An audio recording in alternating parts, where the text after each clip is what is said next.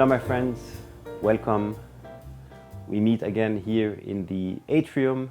This is the place where I've shown you how to place intermediary steps. This was for my dog, but it's also useful for humans.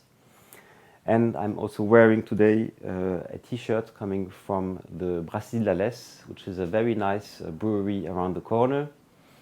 This also reminds me that my call for wearing t-shirts by associations hasn't been heard so far so well. This is why I'm having now one of a commercial entity. It seems to work better. We're meeting today for talking about gas installations. So gas installations are quite straightforward. You have the gas cylinder. This is where the gas will be coming from. Then usually it's a soft tube for the connection between the hard tube and the gas cylinder. And there's an important thing, which are these robinets that of course have to be open when you are using the gas. So here it's open, and here like this it is cut. Then the gas will continue here inside into this hard tube, and then will lead to the place where I'm cooking.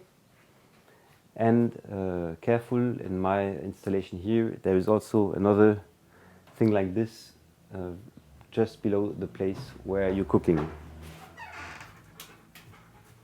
So all in all, the gas installations are by far easier than electric installations, as I've shown you in my introductory video about electricity. Maybe a last thing not to forget, there are two types of gas.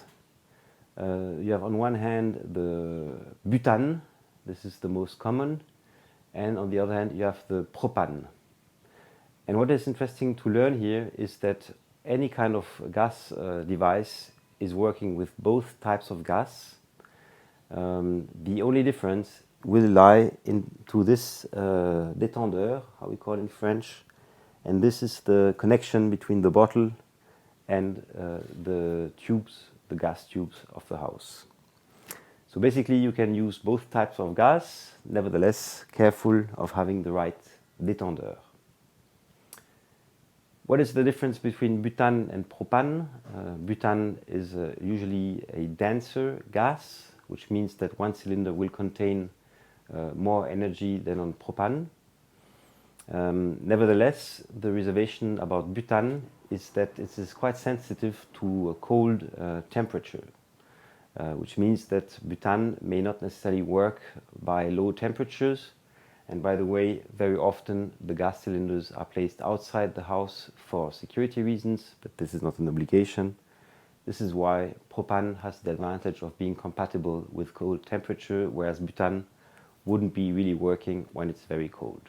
For this reason, I'm more using propane for the kitchen, because here it can be quite cold in the winter. And very easy, I have my gas cylinder and I have the propane détendeur, and this is very easy.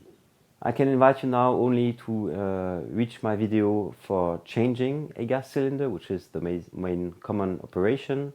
Nevertheless, in case the gas cylinder isn't working, I prepared another video for explaining you how to change the détendeur. So, see you in a minute on Happy Hour TV 1.